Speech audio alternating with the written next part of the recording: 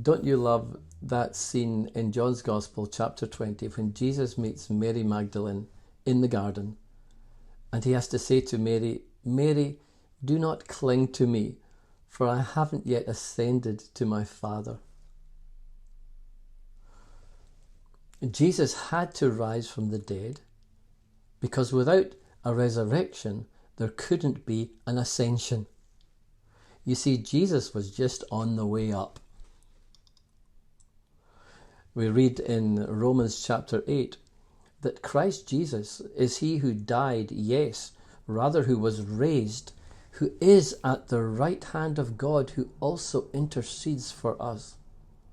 Jesus had an enormous amount of work still to do. He couldn't possibly stay dead. He had to rise in order to ascend.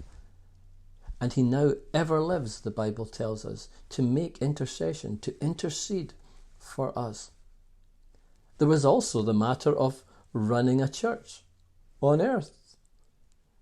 Jesus didn't so much leave the church behind when he went to heaven as move up to the heavenly executive suite. He moved upstairs, as it were, where he is now described in Ephesians chapter 1 as being head over all things to the church. He has got the operations of the church to run from heaven.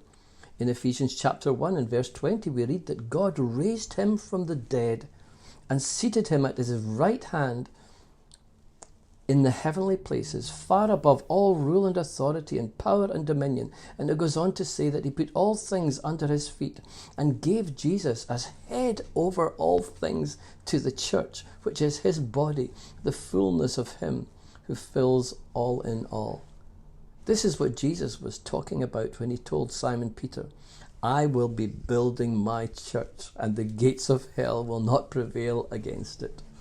Jesus couldn't possibly stay dead. He had a church to run, and he still runs from the right hand of the Father. In your groups, I wonder if you could discuss these two wonderful things that Jesus had to rise from the dead in order to ascend to heaven to do.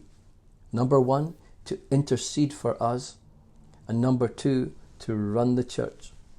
In your groups, discuss these things. What does it mean for Jesus to be interceding for us and to be head over all things to the church?